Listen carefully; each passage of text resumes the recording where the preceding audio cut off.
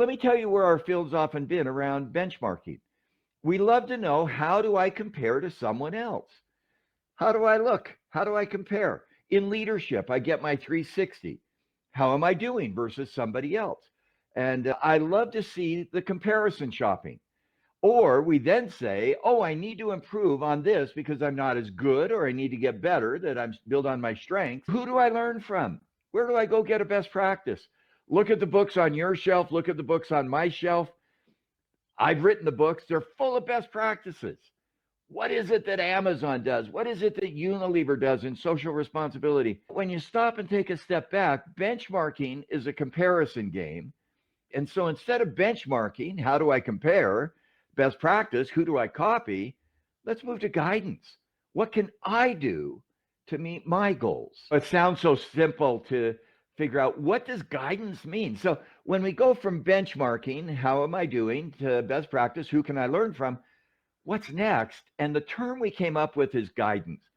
I like the term guidance. When I was a young man in college, I went to a guidance counselor who gave me tests, looked at my strengths, my passions, and helped me shape a career.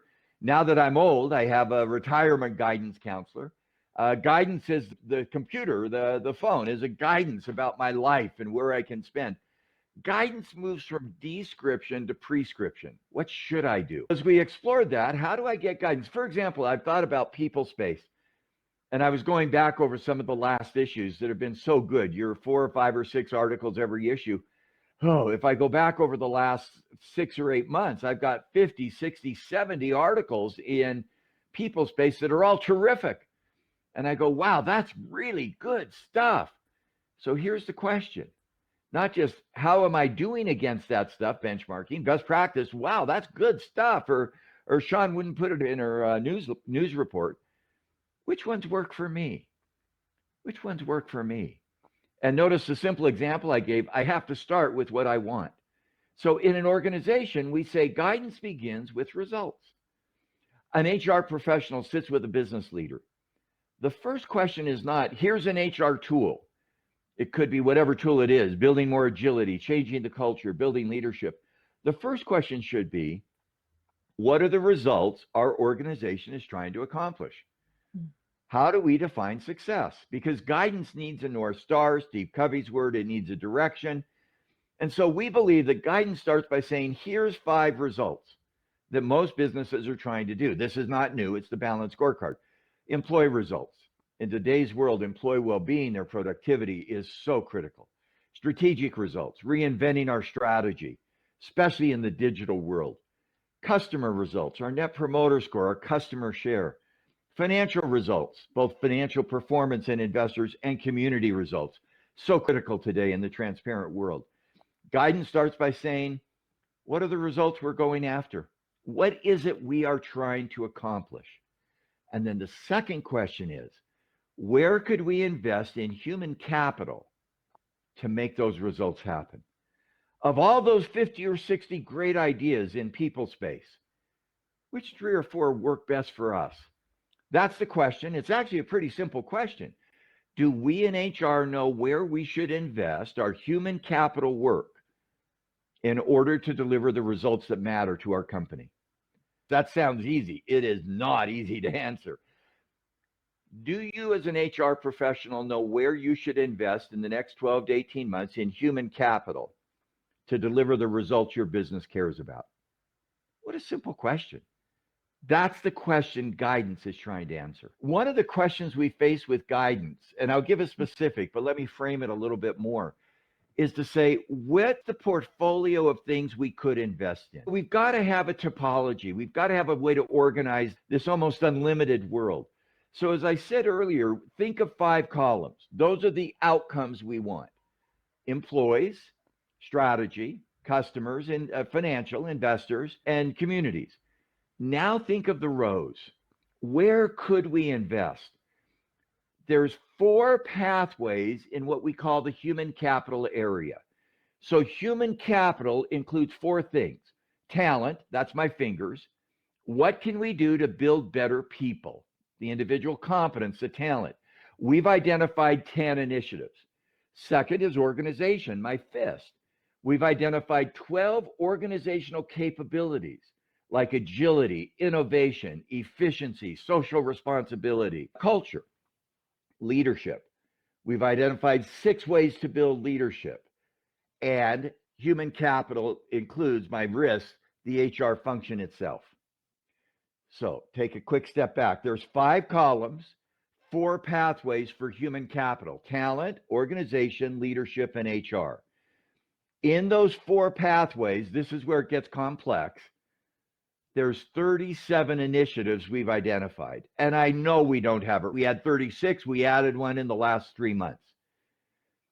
5 columns, 37 initiatives. Think of that grid. That's 185 cells. Where should I invest? Where should I invest? Which of those 37 rows will give me the cells, the columns I care about? Here's the value specifically that you ask about. We worked in a company, and the company was working very hard to retain good people. And so they created an algorithm that actually got a patent. They spent hundreds of thousands of dollars or pounds or euros to figure out, how do we know who's likely to leave? By their, for example, one of the predictors of leaving, they update their LinkedIn profile. They start attending other conferences. They have a boss who's not as good. They've had too long in the same position. This company created a very nice profile of who's like to leave. Here's the question. In our talent row, remember, talent is one of the pathways for outcomes. Retaining good people is clearly one of the initiatives. When we look at our data, and we now have data from 1,250 companies, that's amazing. The ability to retain people did not have much impact on the outcomes. Let me say that again. The ability to retain good people across 1,200 sample did not impact those 5 outcomes of employee, strategy, customer, investor, and community. Acquiring people did. So we go back to the senior HR person and say, it could be that in your company, retaining people is the key talent initiative. But for the overall sample, it's not. Let us help you figure out which of the initiatives work for you. I'll give one other quick example. In leadership, we have 6 initiatives to build better leadership. A lot of companies want to invest in leadership development. Let's train and develop our leaders. We'll spend money building a leadership training program. Our data shows that for the overall sample, maybe not for your company, that doesn't have the most impact on those outcomes. What does is building a business case. If people know why leadership matters and how leadership will drive the results of our company, that will cause more positive outcomes than simply designing a training program. If I'm an HR professional, the first thing I've got to do is get my mindset right. And this is not new. Sean, you and I have talked about this. For decades and decades ago, HR was focused on activity. How many people got 40 hours of training? I hope you remember that discussion from 10 or 20 years ago. And finally, it dawned on us that it's not 40 hours of training that matters. Did the 40 hours of training have an impact? And so we don't want to look at HR in terms of activity. We want to look at it in terms of outcome. This is an extension of that thinking. Only move it up a level. We don't want to look at the initiatives we invest in. We want to make sure that they deliver the right outcomes. So how do you take that simple question? And I love what you said. I love to think in terms of diamonds. You start with a simple question. Are my investments in human capital delivering the results that my business needs? What a simple question. And by the way, you laughed and I laugh. And you got these 37 by 5 matrix. It's just horribly complex. Then at the bottom of the diamond, how do you make it simple? I've been trying to put my whatever IP I have in a box. And that's the guidance system. We've been able to say, go online, www.rbl.ai, with CorpU is a great partner. We can now do a survey that takes 10 to 12 minutes on each of those 4 pathways that will give you some guidance about where you should invest. Then when you go into a business leader, the biggest problem at the bottom of the diamond is your mindset. I think we in HR get so excited about our latest best practices or innovative ideas, that we walk into the business leader and say, I'm going to do this in diversity. I'm going to do this in culture change. I'm going to do this in agility. I'm going to do this in innovation. Instead of starting with that result, start with the question: what can we do with our HR, human capital investments, to help us as a business reach our business results? Let me tell you where I hope we go, and I hope people will join us in this journey of exploration. Think of 5 outcomes as a pentagon. I'll hold up 5 fingers. You've got employee, strategy, customer, investor, financial, and community. Think of those 5 triangles in a pentagon. Think of 4 squares, those 4 pathways: talent, I could invest in talent, organization, leadership, and HR. Here's where we want to go, and we're not there, I'm admitting, but this is the vision, and it's always good to have a vision that leads you forward. A business leader says, I look at those 5 outcomes, I'd like to move up 30% in customer. At the same time, look at the 4 cells: talent, organization, HR, leadership. It looks to me like the organizational piece has to move up the most. Ooh, that's cool. So if I want to move up customer, organization moves up. Now double click on that. We have 12 organizational capabilities. Which of those 12 should I invest in my human capital investments to move that customer dial 30%? This shows up. Now, let me just stop. I think that's cool. By the way, I shouldn't share what we don't have. We haven't yet done that because we need the data to make it work. We need to create those algorithms, but that's so cool. And it goes the other way. I want to go invest in leadership. No, let's say organization. I want to become more agile because everybody's telling me to be agile. That's in the organizational capability 4 cells. If I increase my agility index, my agility score, and it's part of our survey, by 30%, what's going to happen to my Pentagon?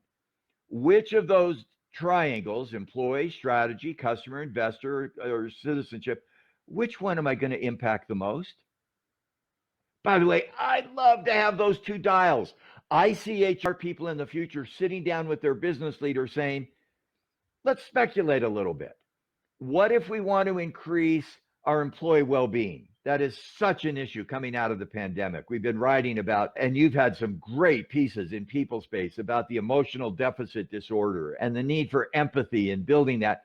Whoa, what if we want to increase that? Where should we invest? Let's start playing with those 2 dials. That's where I see the guidance system heading, so that we in HR become digitally enabled. This is all digital. It's all SaaS. It's software as a service. It's all data-based, using algorithms to make better decisions. When we go into a company or when we talk to people, the most common barrier we've run into with HR people is their mindset. And I think a lot of us in HR, with that, it's our, what do they call it? Unconscious bias, some of Amy Edmondson's work. I think we have this unconscious bias of seeking best practice. We've even gone to some really great thought leaders in HR and said, look at this idea. It will help you focus your work. But what's the best practice we should have in agility? That's a hot topic today. The first best practice, is agility the right one to focus on? Or should we focus on innovation? Should we focus on collaboration?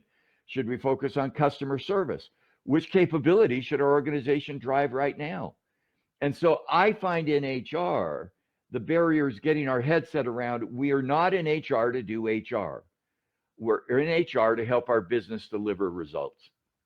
I think there's going to be 20 to 30% or some percent of HR professionals who are comfortable wearing their old clothes. They fit well, they wear, we benchmark. Just tell me the company. I'm going to go try to copy what Amazon does with customers, what I said before, Unilever does brilliantly, and I hate to start naming companies because there's so many good ones. What other companies do with technology. I hope in HR that we're willing to get out of our comfort zone. One of the lessons that I hope people think about in the last year, and it's been the weirdest year, it's not just a global pandemic health-wise, it's an economic crisis for some industries. As you said, it's a digital reinvention time with AI and machine learning and distributed technology. It's a social citizenship crisis with racism, refugees, Black Lives Matter. It's an emotional crisis as we face emotional trauma. In the United States, more than others, more than Britain right now, it's a political crisis as we have such horrible political dissent. The collection of these crises has taught us that we're going to live in a world of uncertainty. We don't know the future.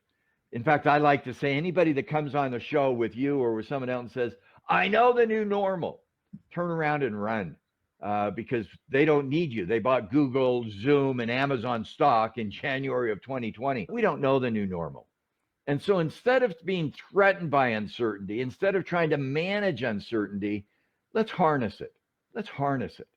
Let's use the uncertainty as an opportunity to discover new ideas. I hope HR people in the last year have found that in this crisis of 2020 and 21, human capital is center front. What we know, what we do is the most critical thing a company has to work on. 2008 and 9 was the financial and economic crisis. 2020 and 21 is the people and organization crisis. I hope you've reinvented. I hope you've experimented. By the way, if you're in that bottom 20% you're not willing to, I hope you've had great guidance for your retirement plan because you're going to be moved by. Somebody's going to replace you. Companies cannot allow human capital to lag the requirements of the business today. Now, in my mind, the best is yet to come. That's an opportunity for discovery. And I hope that we in HR people can discover what human capital initiatives, I'll say it again, in talent, organization, leadership, and HR, will deliver employee results, help us become caregivers to our people, deliver strategic results as our business reinvents our strategy and how we position ourselves in a new digital world, reinvents customer results, net promoter scores, customer relationships, rediscovers and reinvents financial results, and perhaps most critical today is citizenship results. For me, Sean, this is the future of HR. I hope you can get on board. We've tried to give you the simple gangplank or plankway to get on this new direction. Is it perfect? Not even close. In fact, as you get involved, you're going to tell me, oh, Dave said this would be so easy. It's not. Yell at me, curse at me, and then join us on this journey of discovery to make the best yet ahead. So, Sean, I feel passionate about it. I am so grateful, Sean, for people like you who are constantly not doing what they've always done.